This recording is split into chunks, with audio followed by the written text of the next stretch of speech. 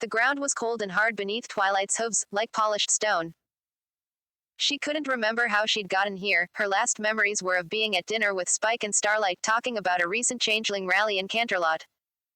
1 second she'd been there, and the next, she was here, with no magic or anything. So where was here? Welcome to hell. That wasn't a good sign. Twilight looked up. She was in some kind of reading room, with small tables meant for holding books and papers. The walls were lined with shelves and shelves and shelves of books and books and books. She was in a library, yea, hopefully, of some kind, only bigger than any library she had ever seen before. The aisles leading out from the room stretched out in all directions before disappearing into the distance, and even the ceiling above her seemed miles away. Standing in front of her was a demon, a vaguely equine shape, and yet, at the same time, not at all, composed more of stony shadow than flesh and blood. Its voice was deep, with the rumble of two ships slamming into each other. "This is hell, is it?" Twilight said cautiously. Her personal hell was a library. What was the catch? The demon ran a tongue over needle-like teeth. "Indeed. You will experience personalized torments for the rest of eternity here." Which clashed immensely with what Twilight was seeing. "So where are we?" "This is the Library of Babel," said the demon, still in that voice that might have been horrifying if it hadn't been telling Twilight the most amazing things. "It contains every book that has ever been written, every book that will ever be written, every book that has never been written, and every book that will never be written." Okay, Twilight was still waiting for that one little qualifier that would make it terrible. This was hell. Why was she in hell, anyway? There had to be something bad involved. "As you can imagine," the demon said, "the sheer amount of knowledge contained within these walls is not organized or conducive to searching." It smiled. "And that's where you come in." Twilight got it and perked up. "Wait, you're saying, I get to organize these books? Every book possible? For all eternity?" That was the catch. That didn't seem particularly hellish. Worst catch ever. Or would that be best catch ever? Closing parenthesis. The demon cackled a cackle of granite slabs scraping against each other. "Oh, yes. Every book. Enjoy your stay. You'll be here a while." It vanished in a puff of smoke and a stench of rotten eggs. Twilight looked up, at the shelves reaching to the ceiling high above. A library of every book ever and every book never. And she got to organize them. In fact, there hadn't even been any restrictions on reading the books. What kind of hell was this? This would be easy. And if she had a quill and paper to work out a system, it'd also be quick, in the grand scheme of infinity, anyway. She quickly started surveying the tables, and... aha! Right there was a quill and an inkwell and a stack paper for infernal beings to take notes. Perfect. Twilight quickly tested the quill. It'd be just like hell for her to have a quill but no ink. She turned out to be right and wrong. The inkwell had no ink, but it did have blood. Twilight wrinkled her nose. The smell was going to be terrible soon. But that was the worst thing she'd experienced so far, and it wasn't that bad. Twilight quickly began working out a system in the best hell she'd ever been in. Mr. Sataner, sir." "Yes, Wormwinnie. We've got a problem.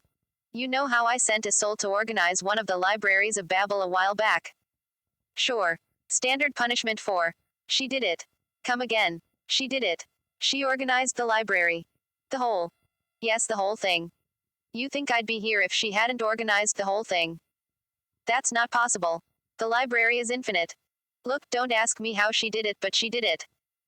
I walked through, just to be sure, and it's all perfectly organized. I asked her how she did it, and she said she had a system. Then she asked if I wanted to see it, and before I could say no thank you, she was shoving this scroll into my hands. I took a look at it, and, well, see for yourself." "Ha. Hua. Ha ha. But how? Oh, that's how.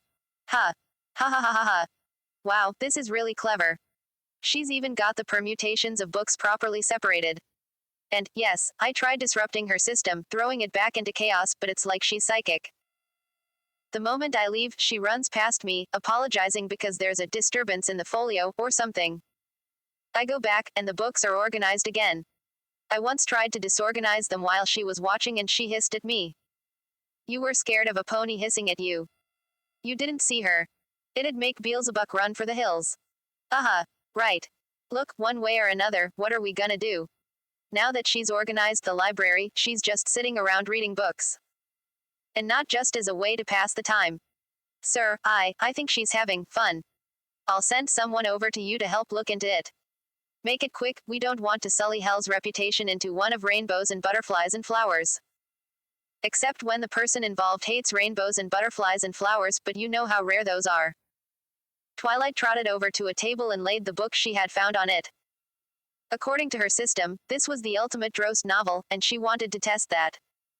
She opened the book to the first page and read it. In it, she opened the book to the first page and read it. In it, she opened the book to the first page and read it.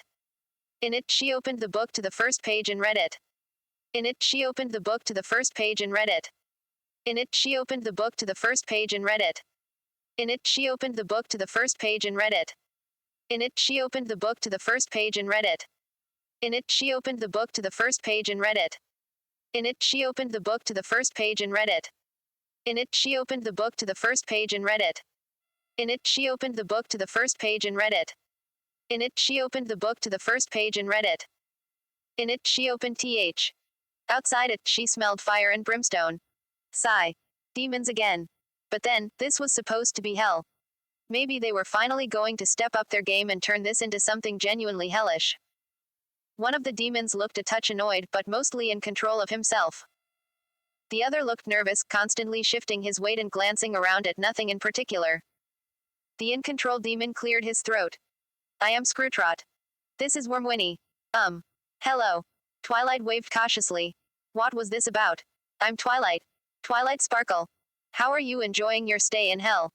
That was a question Twilight never thought she'd hear. She bounced around a few possible answers before settling on the truth to make things simple. It's not remotely like hell, she admitted. I'm loving it. Her joy bubbled over and she grinned. I get to read every book possible. Screwtrot nodded slowly. Wormwinnie, he said in a low, angry voice, you messed up again. I received a soul and a hell to put them in. Protested Wormwinnie. I just did what I was told. It's not my fault. Maybe not. But you should check that your soul and your hell are properly suited for each other. Screwtrot tapped the floor once, twice. What was the identifier of this specific hell? Wormwinnie said something that was less a sound and more a torrent of pure sensation, ranging from gentle touches to burning cold to the loudest whispers Twilight had ever heard to that weak lemonade taste after the ice in it has melted. Do you know who has the Compendium of Infernos? There's a copy in here. Twilight pointed. Go 4 miles and 3,758 feet that way, take a left, go 19 flights down the first set of stairs you find, go a parsec to the right, that's a parsec exactly, and it'll be on the right edge of the 60-second shelf up. Screwtrot and Wormwinnie stared. I organized this according to a system, I know my system. Protested Twilight. It's not that hard. See, you were looking for factual information, so. I'll be right back, Screwtrot said quickly. He ran down the direction Twilight had pointed. He ran back a few seconds later, reading the book Twilight had mentioned and looking very, very angry. He showed his current page to Wormwinnie. Wormwinnie, can you tell me what sort of pony is supposed to be here? Wormwinnie read a few lines and cringed. A green earth pony. Can you tell me what sort of pony Twilight Sparkle is? A purple alicorn. Can you tell me whether or not Twilight Sparkle is supposed to be here? No. She isn't. Like I said, you messed up again. I'll deal with you later. Scram. Wormwinnie vanished. Screwtrot rubbed his head. That demon, he muttered. It's a wonder I haven't eaten him already. Twilight cleared her throat. So, what about? You were sent to the wrong personal hell, said Screwtrot, almost apologetically. This was meant to be for a slob committing the sin of sloth, not some pony who likes everything neat and orderly. Oh, said Twilight. That explained a lot. In fact, Screwtrot fanned through the book. I don't think you're supposed to be in hell at all. I can't find an entry for you. I don't think you're even supposed to be dead. So does this mean I'm going back home? But she didn't want to leave the library just yet. There was so much to. Absolutely. We don't know why you were sent to hell before you died, but rest assured, we ensure it never happens again. Hell apologizes for the inconvenience, and have a pleasant day, ma'am. Before she could protest, Twilight vanished from the library and reappeared at the dining room table, where Starlight and Spike were discussing a changeling rally in Canterlot, exactly what they'd been discussing when she'd died. From the sounds of things, she could get right back to life, as if none of it had ever happened. But Twilight thought about the infinite library in hell. And Twilight thought about her own minuscule library here. Tears began welling in her eyes. TWI? Asked Spike. You look real weird all of a sudden. I was in hell and I had access to every book possible. Twilight wailed and planted her face in her salad. Down in hell, although that particular clerical error had been sorted out, that still left the matter of how Twilight had died in the first place and got placed in this particular hell. And there was one option that Screwtrot was particularly keen on. He reached through time and space and possibility and yanked Discord into the library by his antler. Discord, as usual, wasn't too put out. Hello, Mr. Trot. He beamed. Long time, no see. Still heading down the Lowerarchy. You should come visit Equestria, the weather's scheduled to be quite lovely this time of year. The pony ended up in the wrong hell, rumbled Screwtrot. In fact, they weren't supposed to go to hell at all. Are you responsible? I did her a favor, really, she got to spend so much time organizing books with no disruptions, just because I find order dull doesn't mean. Bad Draconiquus. Yelled Screwtrot.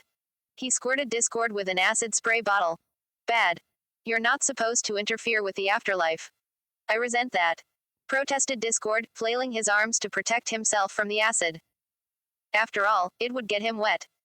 The author had a plot bunny they needed to get rid of. I did them a favor, too. And you know how hard it is for me to do favors.